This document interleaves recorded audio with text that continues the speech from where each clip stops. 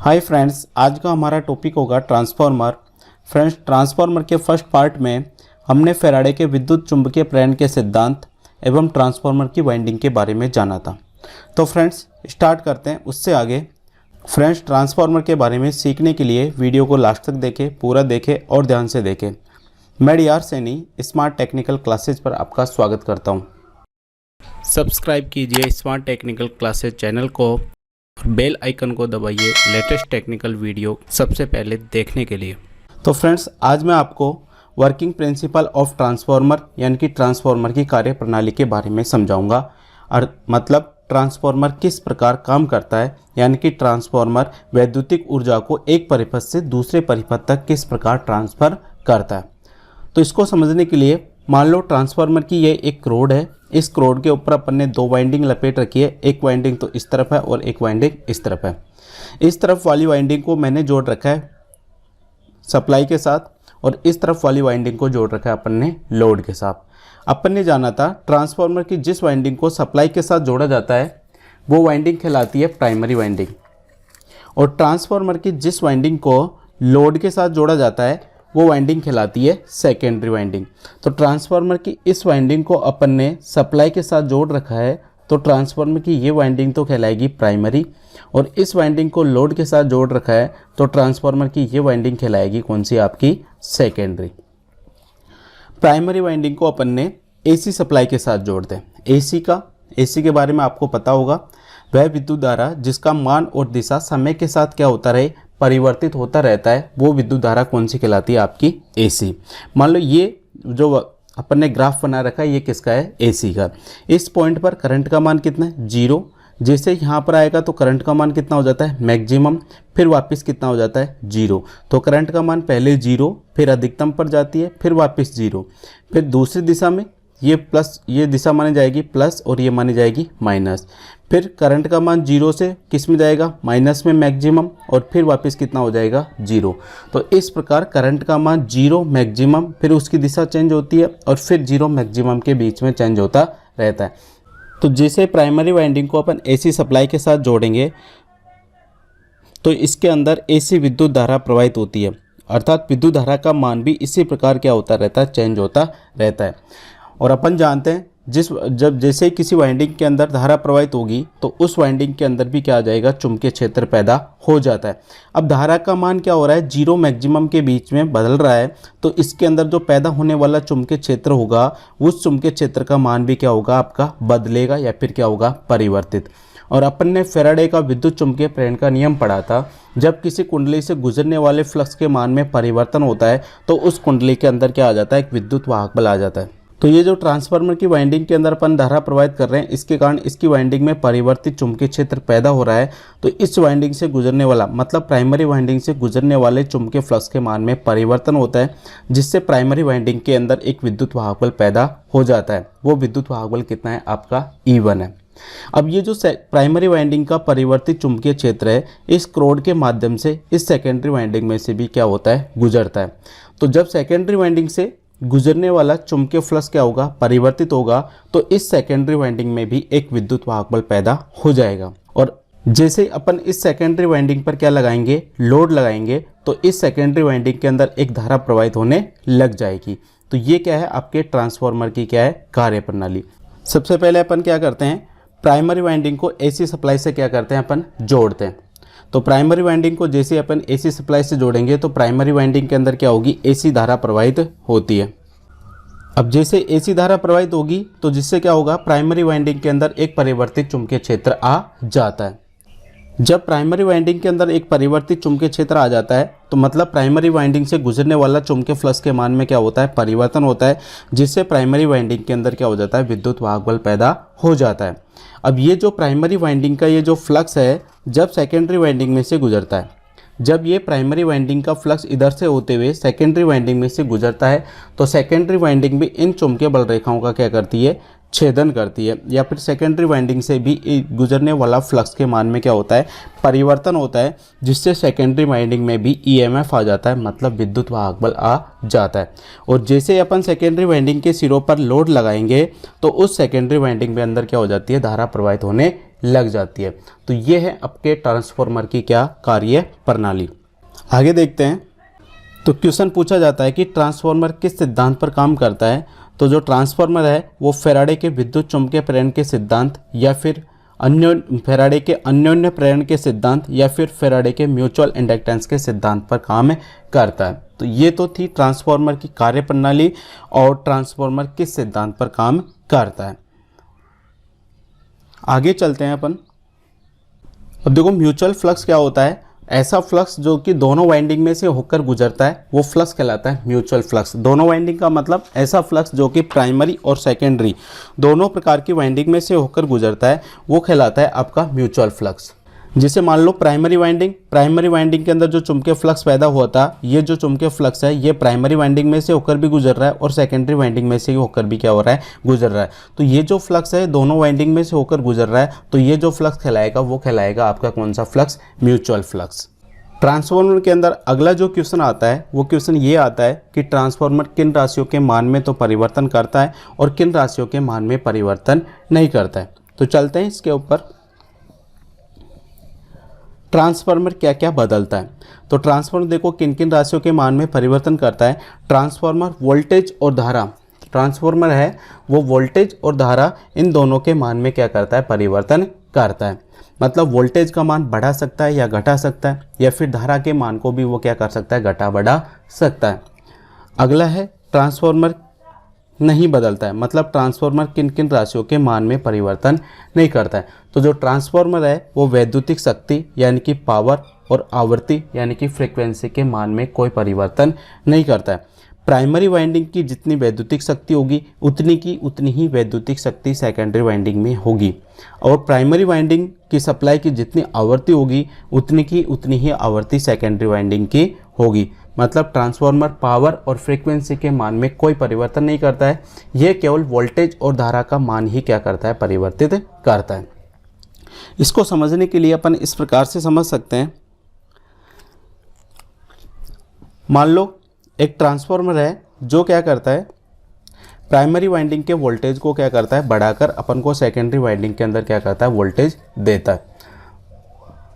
तो मान लो जो ट्रांसफार्मर प्राइमरी वाइंडिंग के वोल्टेज को बढ़ाता है वो ट्रांसफार्मर कहलाता है स्टेप अप ट्रांसफार्मर।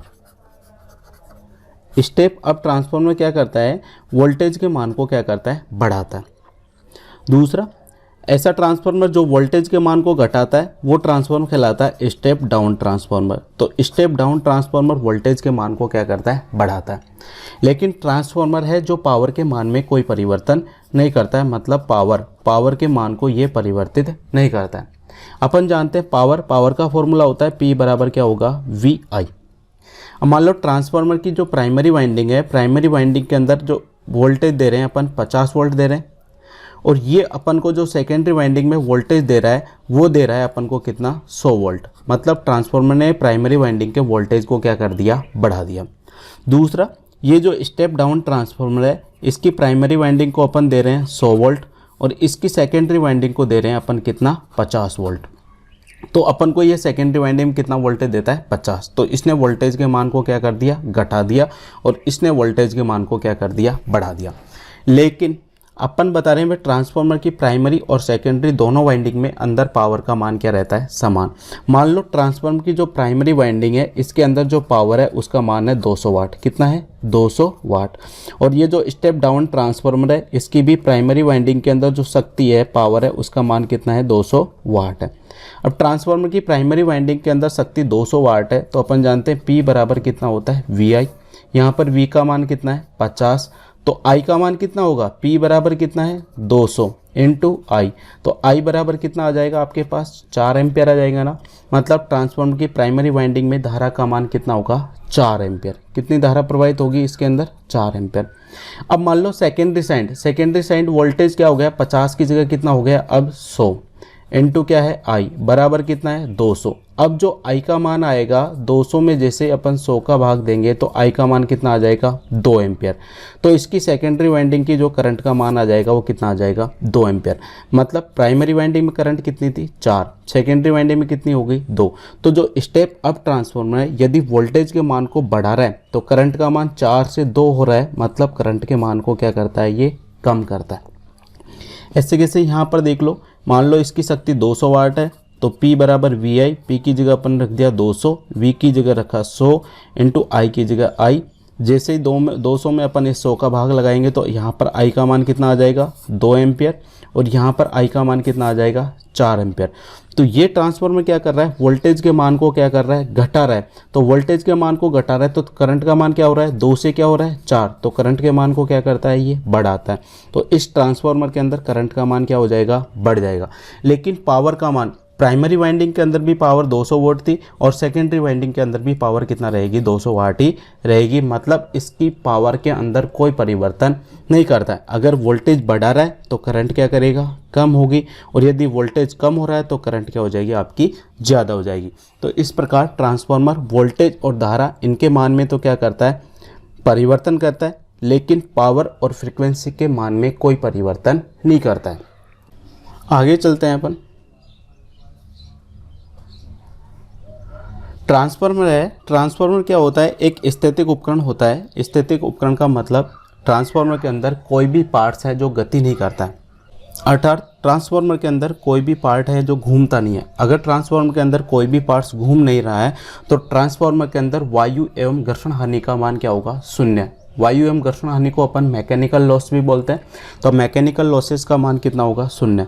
जब ट्रांसफार्मर के अंदर मैकेनिकल लॉसेस का मान शून्य होगा तो जो ट्रांसफार्मर की दक्षता है वो विद्युत मोटर्स की तुलना में क्या होगी, बहुत ही ज़्यादा होगी। तो ट्रांसफार्मर की जो दक्षता होती है वो बहुत ही ज़्यादा होती है। ट्रांसफार्मर की दक्षता 90 से लेकर कितना परसेंट तक होती है, 98% होती है। तो ट्रांसफार्मर के अंदर वायु एवं घर्षण हानि नहीं होने के कारण इसकी जो दक्षता होती है वो 90 से लेकर 98% तक होती है, लगभग, यानी कि 90% से क्या होती है, ज़्यादा होती है। तो ट्रांसफार्मर स्थैतिक उपकरण होता है। स्थैतिक उपकरण होने के कारण इसके अंदर वायु एवं घर्षण हानियाँ नहीं होती है, और वायु एवं घर्षण हानियाँ नहीं होने के कारण जो ट्रांसफार्मर है उसकी जो दक्षता होती है वो 90% से लेकर 98% तक होती है। आगे अगला जो क्वेश्चन आता है वो क्वेश्चन ये आता है, भाई ट्रांसफार्मर की जो रेटिंग होती है वो अपन किस में मापते हैं, किलो वाट में मापते हैं, किलो वोल्ट एम्पियर में मापते हैं, या फिर वोट में मापते हैं, या किस में मापते हैं। तो जो ट्रांसफार्मर की जो रेटिंग होती है, जो ट्रांसफार्मर की रेटिंग अपन केवीए में होती है। ट्रांसफार्मर की रेटिंग किस में होती है, केवीए में। मतलब ट्रांसफार्मर जैसे अपन मानते हैं बल्ब लेके आते हैं मार्केट से एक, तो उसके ऊपर लिखा होता है भाई 100 वाट का है, 50 वाट का है, 5 वाट का है, 10 वाट का है। तो वो वाट उसकी क्या है, रेटिंग है। इसी प्रकार ट्रांसफार्मर है, जैसे कितने केवीए का, भाई 15 केवीए का है, 20 का है, 50 केवीए का, कितने केवीए का है, वो उसकी क्या हो जाएगी, रेटिंग। तो ट्रांसफार्मर की रेटिंग किस में होती है, केवीए में। नेक्स्ट टॉपिक है अपना क्रोड, यानी कि ट्रांसफार्मर की क्रोड। ट्रांसफार्मर की जो क्रोड होती है, मतलब ये जो चित्र के अंदर दिखा रखा है जिसके ऊपर अपन ने वाइंडिंग लपेट रखी है, वो क्या है, ट्रांसफार्मर की क्रोड। तो ट्रांसफार्मर की जो क्रोड होती है वो सिलिकॉन स्टील की बनाई जाती है। तो क्वेश्चन आता है, ट्रांसफार्मर की क्रोड है उसको सिलिकॉन स्टील का क्यों बनाया जाता है। तो अपन जानते हैं ट्रांसफार्मर के अंदर 2 प्रकार की हानि होती है, एक तो लौह हानि होती है और एक होती है ताम्र हानि। आगे इसको विस्तार से बताऊंगा। जो लौह हानि है वो 2 प्रकार की होती है, एक तो होती है स्ट्रेसिस हानि और दूसरी होती है भंवरदार हानि। तो जो ट्रांसफार्मर के अंदर जो स्ट्रेसिस हानि होती है उसके मान को कम करने के लिए ट्रांसफार्मर की ये जो क्रोड है उसको सिलिकॉन स्टील का बनाया जाता है। अगला जो क्वेश्चन आता है वो ये आता है कि ट्रांसफार्मर की जो क्रोड है उसको पटलित क्यों बनाया जाता है, मतलब पत्तियों को जोड़ जोड़ कर क्यों बनाया जाता है। तो ट्रांसफार्मर के अंदर भंवरधारा हानि का मान कम करने के लिए ट्रांसफार्मर की जो क्रोड है उसको पटलित बनाया जाता है। अब ट्रांसफार्मर की क्रोड के अंदर ये जो पटलित होती है, मतलब लैमिनेशंस होती है, इनकी जो मोटाई होती है वो कितनी होती है। तो ट्रांसफार्मर के अंदर ये जो लैमिनेशंस होती है इनकी मोटाई 0.35 से लेकर 0.5 mm तक होती है। तो ये क्या है, आपकी ट्रांसफार्मर की क्या है, क्रोड। ट्रांसफार्मर की क्रोड का अगर कार्य पूछा जाए तो ट्रांसफार्मर की क्रोड क्या करती है, ये जो प्राइमरी वाइंडिंग के अंदर जब अपन एसी धारा प्रवाहित करते हैं तो प्राइमरी वाइंडिंग के अंदर क्या होता है, परिवर्तित चुंबकीय क्षेत्र पैदा होता है। अब ये जो चुंबकीय क्षेत्र है इस क्रोड के माध्यम से इस सेकेंडरी वाइंडिंग में से होकर क्या करता है, गुजरता है। तो क्रोड क्या करती है, प्राइमरी वाइंडिंग के चुंबकीय क्षेत्र को सेकेंडरी वाइंडिंग तक ले जाने का काम करती है। दूसरा काम अपन जानते हैं, जैसे प्रतिरोध होता है, प्रतिरोध क्या करता है, धारा को बहने से क्या करता है, रोकता है। वैसे चुंबकीय परिपथों के अंदर क्या होता है, रिलैक्टेंस होता है, यानी कि प्रतिष्ठंभ होता है। ये क्या करता है, रिलैक्टेंस चुंबकीय पदार्थ के अंदर से जो चुंबकीय फ्लक्स पैदा हो रहा है उस चुंबकीय फ्लक्स को बहने से क्या करता है, रोकता है। तो जो ये क्रोड होती है ट्रांसफार्मर की क्रोड, उसके रिलैक्टेंस का मान क्या होता है, बहुत ही कम होता है, ताकि यहाँ पर प्राइमरी वाइंडिंग के चुंबकीय फ्लक्स में ये कम से कम अवरोध डाले। तो ये था ट्रांसफार्मर की क्रोड। अब इसको अपन लिख लेते हैं। तो ट्रांसफार्मर की जो क्रोड होती है वो सिलिकॉन स्टील की बनी होती है। ट्रांसफार्मर की क्रोड किसकी बनी होती है, सिलिकॉन स्टील की। दूसरा है हिस्टैरिसीस हानि का मान कम करने के लिए क्रोड को सिलिकॉन स्टील का बनाया जाता है। भाई क्रोड को सिलिकॉन स्टील का क्यों बनाया जाता है, तो जो हिस्टैरिसीस हानि होती है क्रोड के अंदर उसको कम करने के लिए क्रोड को सिलिकॉन स्टील का बनाया जाता है। अगला है भंवरधारा हानि का मान कम करने के लिए ट्रांसफार्मर की जो क्रोड है उसको लैमिनेटेड यानी कि पटलित बनाया जाता है। ये क्वेश्चन आता है भाई ट्रांसफार्मर क्रोड को पटलित क्यों बनाते हैं, तो भंवरधारा हानि के मान को कम करने के लिए। आगे वाला जो क्वेश्चन आता है भाई ट्रांसफार्मर के अंदर जो लेमिनेशंस होती है उनकी मोटाई कितनी होती है, तो ट्रांसफार्मर की जो क्रोड होती है उनके अंदर जो लेमिनेशंस होती है उन लेमिनेशंस की जो मोटाई होती है वो 0.35 mm से लेकर 0.5 mm तक होती है। कितनी होती है, 0.35 mm से लेकर 0.5 mm तक। अगले चलते हैं। क्रोड का क्या काम करता है, या फिर क्रोड यानी क्रोड क्या काम करती है, तो यह प्राइमरी वाइंडिंग में पैदा होने वाले चुंबकीय फ्लक्स के लिए लो रिलैक्टेंस यानी कि निम्न प्रतिष्ठंभ वाला मार्ग क्या करती है, उपलब्ध कराती है। तो ये हो गया आपके ट्रांसफार्मर की क्रोड के बारे में। अब कुछ क्वेश्चंस देख लेते हैं जो अपने एग्जाम के अंदर आए हुए हैं। तो पहला क्वेश्चन है ट्रांसफार्मर की प्राइमरी और सेकेंडरी वाइंडिंग के बीच प्रतिरोध कितना होगा। तो ट्रांसफार्मर की प्राइमरी और जो सेकेंडरी वाइंडिंग है उसके बीच में प्रतिरोध का मान कितना होगा, 1 ओम होगा या फिर 0। सी दे रखा है 100 ओम और डी दे रखा है अनंत। तो ट्रांसफार्मर की प्राइमरी और सेकेंडरी वाइंडिंग इन दोनों के बीच में जो प्रतिरोध होता है वो होता है अनंत। तो अपना जो आंसर सही होगा वो कौन सा होगा, डी आंसर। अगला क्वेश्चन चलते हैं अपन। अगला क्वेश्चन है ट्रांसफार्मर की प्राइमरी और सेकेंडरी वाइंडिंग एक दूसरे से जुड़ी होती है, यानी कि ट्रांसफार्मर की प्राइमरी और सेकेंडरी वाइंडिंग एक दूसरे से किस प्रकार से जुड़ी होती है या किस माध्यम से जुड़ी होती है। पहला ऑप्शन दे रखा है वैद्युतिक रूप से, दूसरा दे रखा है चुंबकीय रूप से, सी दे रखा है वैद्युतिक और चुंबकीय दोनों, और डी दे रखा है इनमें से कोई नहीं। तो ट्रांसफार्मर की प्राइमरी और सेकेंडरी वाइंडिंग किस प्रकार से जुड़ी होती है, तो इसके अंदर जो आंसर आएगा वो आंसर आएगा आपका बी आंसर। ट्रांसफार्मर की प्राइमरी और सेकेंडरी वाइंडिंग एक दूसरे से चुंबकीय रूप से जुड़ी होती है। अगला जो क्वेश्चन है, अगला क्वेश्चन अपना ये है ट्रांसफार्मर निम्न में से किसका मान नहीं बदलता है। ऑप्शन ए वोल्टेज, बी वैद्युत धारा, सी वैद्युतिक शक्ति, डी इनमें से कोई नहीं। तो मैंने बताया था ट्रांसफार्मर वोल्टेज और धारा के मान में तो क्या करता है, परिवर्तन करता है। तो ए और बी तो हो ही नहीं सकता। सी है वैद्युतिक शक्ति, तो ट्रांसफार्मर वैद्युतिक शक्ति के मान में कोई परिवर्तन नहीं करता है, अर्थात प्राइमरी वाइंडिंग की वैद्युतिक शक्ति और सेकेंडरी वाइंडिंग की वैद्युतिक शक्ति दोनों का मान क्या होता है, समान। तो इसके अंदर जो आंसर आएगा वो सी आंसर आपका क्या है, सही है। तो फ्रेंड्स आज के लिए बस इतना ही, आगे का हम पढ़ेंगे नेक्स्ट वीडियो में। अगर फ्रेंड्स आपको ये वीडियो पसंद आया हो तो प्लीज़ वीडियो को लाइक और चैनल को सब्सक्राइब करें। वीडियो देखने के लिए धन्यवाद।